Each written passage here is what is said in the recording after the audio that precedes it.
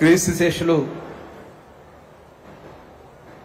రామోజీరావు గారి సంస్మరణ సభ ఆంధ్రప్రదేశ్ రాష్ట్ర ప్రభుత్వం గౌరవనీయులు రాష్ట్ర ముఖ్యమంత్రి వర్యులు నారా చంద్రబాబు నాయుడు గారు, అదేవిధంగా ఉప ముఖ్యమంత్రి పవన్ కళ్యాణ్ గారు, కుటుంబ సభ్యులు,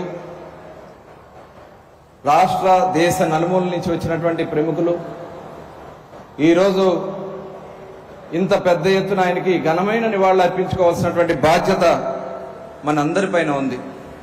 ప్రతి ఒక్క తెలుగు బిడ్డకి ఉంది. కృష్ణా జిల్లా పెదపారుపూడి గ్రామంలో ఒక సామాన్యమైనటువంటి రైతు కుటుంబంలో పుట్టి ఒక ఆదర్శవంతమైనటువంటి కార్యక్రమాలతో ప్రారంభించుకుని విద్యార్థి దశ నుంచే సమాజ సేవ పట్ల మక్కువను పెంచుకుని పత్రికా రంగంలో ప్రవేశించి 1974లో ఈనాడు పత్రికను ప్రారంభించి ఈనాటికి 50 సంవత్సరాలు అవిరామ కృషి చేసి తెలుగువారికి ఒక చైతన్యాన్ని నింపినటువంటి వ్యక్తి రామోజీరావు గారు.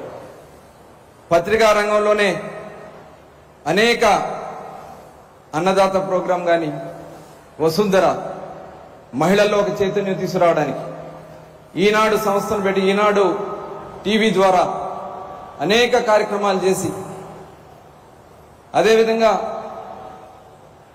రామోజీ ఫిలిం సిటీ ఆసియా ఖండంలోనే అతిపెద్ద ఫిలిం సిటీని ఏర్పాటు చేసి చలనచిత్ర రంగంలో ఒక మకుటం లేనటువంటి కార్యక్రమాలు నిర్వహించడం, ఎంతో ఆదర్శవంతమైనటువంటి చిత్రాలు, మయూరి లాంటి ఆదర్శవంతమైనటువంటి చిత్రాలు నిర్మాణం చేసినటువంటి ఆ మహనీయుడు రామోజీరావు గారు.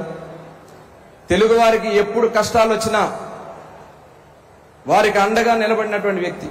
ఆనాడు అన్న నందమూరి తారక రామారావు గారు ఒక చైతన్యం తీసుకురావాలనే ఉద్దేశంతో రాజకీయాల్లోకి ప్రవేశించినప్పుడు ఆయనకు తోడుగా నిలబడ్డారు.